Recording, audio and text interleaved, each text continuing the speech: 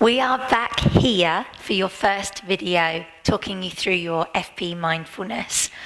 Within this video, I just want you to be aware that there is no assessment for your FP mindfulness. There's no exam, there's no practical. This really is an additional CPD development for fitness Pilates instructors. So whether you've done your fitness Pilates training with us or your level 3, you could add this on to your repertoire that you are teaching. And like I said, you can either have this as a standalone class or you could put this at your end of your class.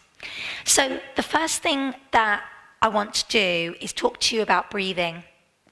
And one of the things that you might want to implement is a change of breath slightly with regards to how you would normally teach your fitness Pilates breath. So let's recap over fitness Pilates breath as we traditionally do. So normally we do this in a standing position at the start of the class, and then we implement that breath coming down into the floor. So our traditional fitness Pilates breath is a lateral breath. We're breathing through the rib cage.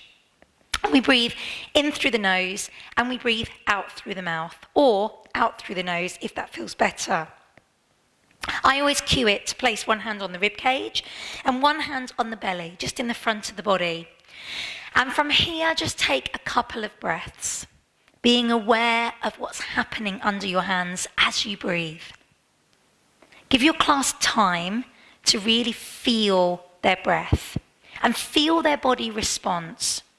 So we're changing the breath from being here, shallow breathing, to breathing deeper, deeper into the rib cage, deeper into the belly. And I'm hoping that your clients are feeling, as they breathe in, they feel their rib cage expand, they feel their belly expand.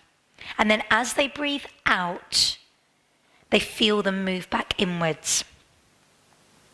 And then on the next exhale, we're going to keep the abdominals firm. We're going to think about creating a little bit of tension here so that the belly doesn't change, doesn't move.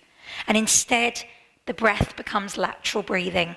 Breathing in through the back of the ribs, breathing fully and completely.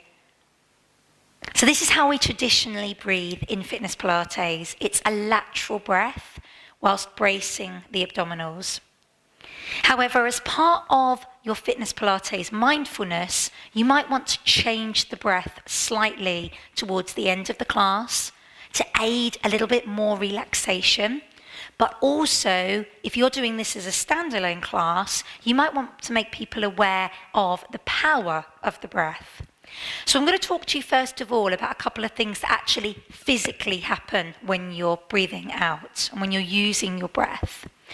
So we talk about diaphragmatic breath, where you're really focusing on the diaphragm moving. So rather than the breath be focused just laterally, as you're breathing in, the diaphragm moves down to allow the ribs to expand and more air to be drawn into the lungs. As you breathe out, the rib cage moves up. Remember, it's like this domed effect. So it moves up, pushes your rib cage up, pushes the air out of the lungs. Now, when that diaphragm moves up, because it's connected with all those deep pelvic floor muscles, it actually lifts those pelvic floor muscles. So we get a direct physical response when we breathe out. As you breathe out, we can obviously then enhance the work that we're doing with the pelvic floor, with the lower abdominals, just a little bit more deeper. One of the other things that happens to the nervous system and parasympathetic system is that when you're focusing on your breath, your mind starts to clear and you start to focus just on that breath. So we have a natural response that our parasympathetic system is going to have a knock-on effect to reduce anxiety and to decrease the feeling of stress, or to be able to aid concentration and actually help people feel physically better and mentally clearer. So we can use the breath to enhance our physical self, i.e. to be able to engage the lower abdominals and the pelvic floor muscles deeper. And we can also use it to create a mental response and a nervous response, so that we actually enable the body to be able to be calmer, the mind to be calmer with that as well. And if you have a little look at a lot of studies with regards to diaphragmatic breathing, they will often focus on a nasal breath. So you're breathing in through the nose and you're breathing out through the nose. Now, somebody that you could look at who does a lot of nasal breathing is called the Iceman. And the Iceman is very big on social media. A guy called, I can't remember his first name now, but it's Hoffman. He actually does a lot of use of the nasal breathing, use of diaphragmatic breath when he's in extreme temperatures, so extreme ice, and using the breath to actually completely calm his system down so he doesn't go into shock, and he can actually control his body response with his mental response with his breath. So you can have a little look at that. And you could also think about looking at boxed breathing. When you're looking at boxed breathing, we're actually using a physical visualization of a box, and you're mapping your breath with that.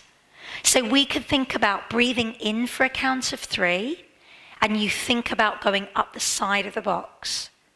Holding for a count of 3, and you're going along the top of the box. And breathing out for a count of 3, you're going down the side of the other box, and then along the bottom of the box as you're holding. So we breathe in for a count of 3, we hold for a count of 3, we breathe out for a count of 3, and we hold for a count of 3. So we're here, and along, and down the side, and along the bottom. And you are visually tracing that box with your breath. And you're really feeling the 4 corners of the breath. And that really can help people focus. It can really help people change their mindset. So they might be feeling like they've got lots of chatter going on in their brain. They might have lots of different situations that they are reliving all the time. And they're using this specific visualization of a focus of the boxed breathing to be able to enhance this state of serenity, this state of a little bit more peace, of a little bit more clarity. And one of the best positions that you can actually do your box breathing, your diaphragmatic breath, this nasal breathing, is to actually either be sitting or, even better, to be laying. And to close the eyes and to focus solely on the breath. Now, you can have a look at a guy called Lard Hamilton. And Lard is a professional surfer who also talks about the power of the breath, and he uses a lot of nasal breath. He uses a lot of boxed breathing to enhance his physical and mental response to his training. And there's a lot of stuff that you can have a look at online with regards to his social media, but also with regards to courses that you could do if you wanted to take this into a little bit further, more education. But I definitely recommend that you actually have a look at some of these studies and see the actual clinical response to changing of the breath, and changing it from being quite a shallow breath to being a lateral breath, like we do in Fitness Pilates, to being a diaphragmatic breath and being a nasal breath, and the enhancement of that. So when you're taking your Fitness Pilates into your Fitness Pilates mindfulness, the direct change that you can make is just the change of the breath. The breath will become lower, you'll be utilizing the diaphragm, and the breath will change to being a nasal breath. And you'll really think about using the breath coming deeper down into the body rather than just staying through the ribcage. You'll still stay with that lateral breath, your ribcage will still move, but you want to enhance the breath to come lower, and you'll feel the lower abdominals and the pelvic floor engage as a physical response. And don't be afraid to spend long time working through people's breath. Another way that you could change and another thing that you could bring in for the breath is actually get people to notice how many counts they're breathing in for and notice how many counts they're breathing out for.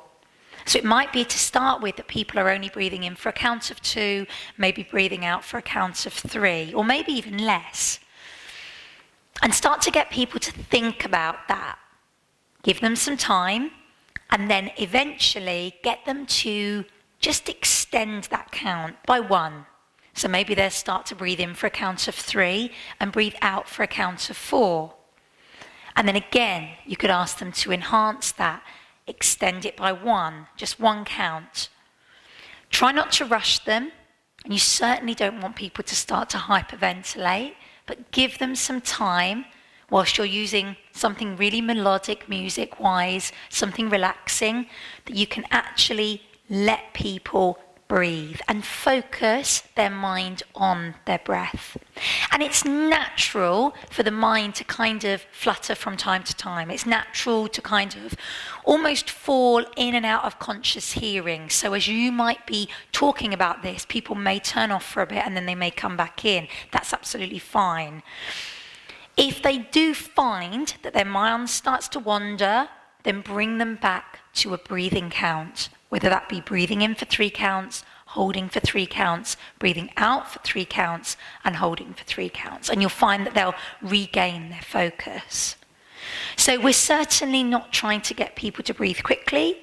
We actually want people to slow down the breath and breathe fully into the diaphragm, utilizing the nasal breathing rather than breathing in and out through the mouth like you normally would when you're exercising. My next video that I'm going to talk about is going on to body scan, but I just want to leave that with you with the breath just for the moment.